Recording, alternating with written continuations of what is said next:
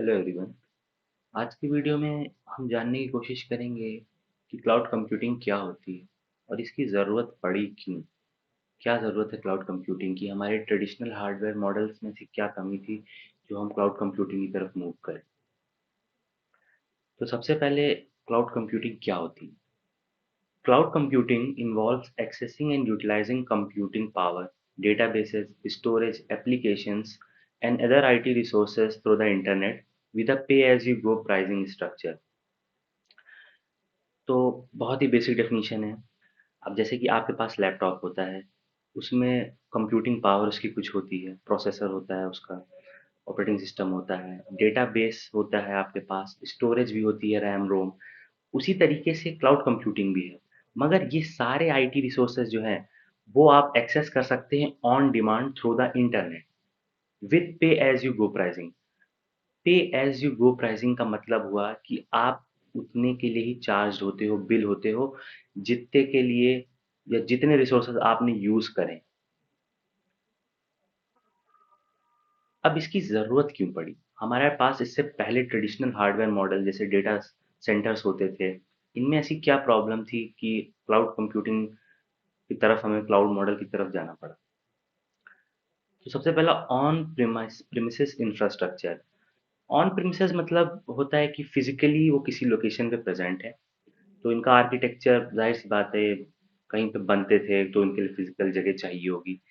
साथ ही साथ में इनको मेंटेनेंस और मैनेज करने के लिए स्टाफ की भी जरूरत लगती है। तो सेकंड पॉइंट में यही है कि require space, staff, physical security, planning and capital expenditure. अब फिजिकली बनेगा तो स्पेस तो लगेगी, उसको मेंटेन और मैनेज करने के लिए स्टाफ भी लगेगा, और जितनी भी, अब जाहिर सी बात है आपने कहीं पे कुछ बना के रखा है तो उसकी सिक्योरिटी भी तो चाहिए होगी। और इन सब के अलावा सबसे इम्पोर्टेंट चीज़ पैसा चाहिए होगा आपको, सारे सामान खरीदने के लिए और मेंटेनेंस के लिए भी। आपको इन सब चीज़ के लिए कैपिटल एक्सपेंडिचर लगेगा, पैसे की ज़रूरत पड़ेगी। तीसरा पॉइंट है long hardware procurement cycle. Procurement मतलब होता है किसी चीज़ को ऑब्टेन करना। अब यहाँ पे ऐसा तो होगा नहीं कि आपने सोचा कि आपको कहीं डेटा सेंटर कहीं बनाना है तो आप तुरंत सोचा नहीं कि वो बन गया, ऐसा तो होगा नहीं। पहले आपको पूरी रिक्वायरमेंट को एनालाइज करना होगा कि आपको क्या क्या चीज़ों की रिक्वायरमेंट है।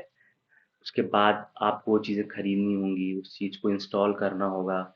इंस्टॉल के बाद उस चीज़ को मैनेज करना होगा, और मान लीजिए आपके सेंटर में कोई भी ऐसी चीज़ है जो खराब हो गई तो उसको अपग्रेड करना, अपडेट करना। तो ये सब चीज़ बहुत ही कॉम्प्लेक्स और टाइम कंज्यूमिंग होती है।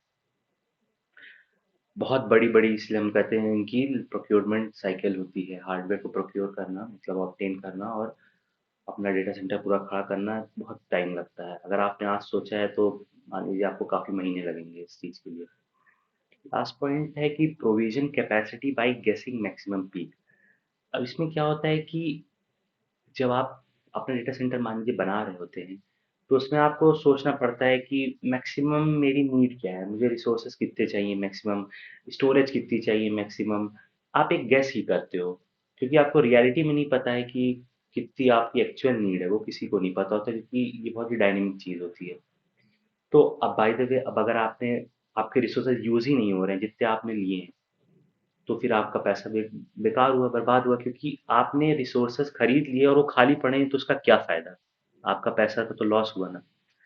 मगर आपने जो रिसोर्सेज गेस करके लिए, मैक्सिमम पीक से ज्यादा आपकी नीड निकली, तो आप अपनी जरूरतों को पूरी नहीं कर पा रहे हो। तो उस समय फिर क्या करोगे आप, फिर आपको नए रिसोर्सेज फिर से खरीदने पड़ेंगे, फिर से उनको इंस्टॉल करना पड़ेगा और उनको मैनेज करना। तो इसमें टाइम लगेगा बहुत ज़्यादा, फिर से टाइम बढ़ जाएगा इसमें। तो अभी तक जो हम लोग ने देखा, इसमें हम लोग को ये समझ में आया कि इंफ्रास्ट्रक्चर एज अ हार्डवेयर है हमारे पास, फिजिकली प्रेजेंट है, हार्डवेयर है, उसको ही मैनेज करना है हमको, और उसकी दिक्कतें हम लोग ने जानी क्या होती है। बट यहाँ पे हम लोग इंफ्रास्ट्रक्चर को एज अ सॉफ्टवेयर समझते हैं। तो cloud computing provides seamless scalability. अब मान लीजिए आपके पास कोई ई कॉमर्स वेबसाइट है, फेस्टिवल के टाइम पे उस पे डिमांड और यूजर्स काफ़ी ज़्यादा बढ़ जाते हैं।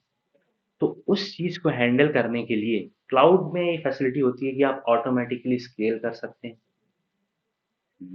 डिमांड और नीड के हिसाब से अपनी।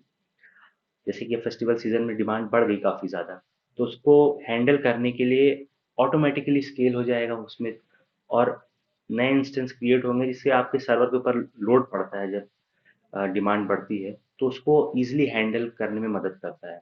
और यही नहीं, जब आपका डिमांड कम हो जाएगी तो वो ऑटोमेटिकली स्केल डाउन भी हो जाएगा और रिसोर्सेस को छोड़ देगा। कम की रिसोर्सेस की ज़रूरत है तो वो केवल जितने की ज़रूरत है उसके हिसाब से ही स्केल अप और स्केल डाउन कर सकता है। फ्लेक्सिबिलिटी भी यही हो गई कि आपके पास फ्लेक्सिबिलिटी है, आपकी डायनेमिक डिमांड्स हैं, चेंज होती रहती हैं आपकी डिमांड्स, नीड्स, उसके हिसाब से आप डिफरेंट रिसोर्सेज अपना ले सकते हो, ना नहीं भी ले सकते हो, तो यही फ्लेक्सिबिलिटी हो गई। तीसरा पॉइंट है cloud enables rapid deployment, enhancing business responsiveness. Rapid deployment मतलब क्या होता है?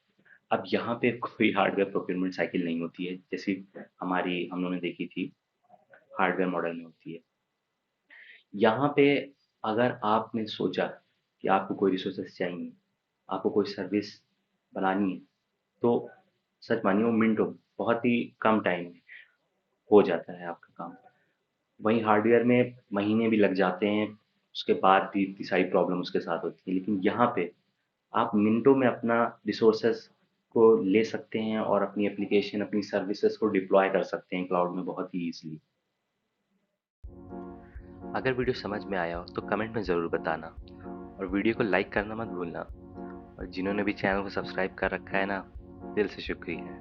और जिन्होंने नहीं कर रखा, कोई बात नहीं, आराम से कर लेना।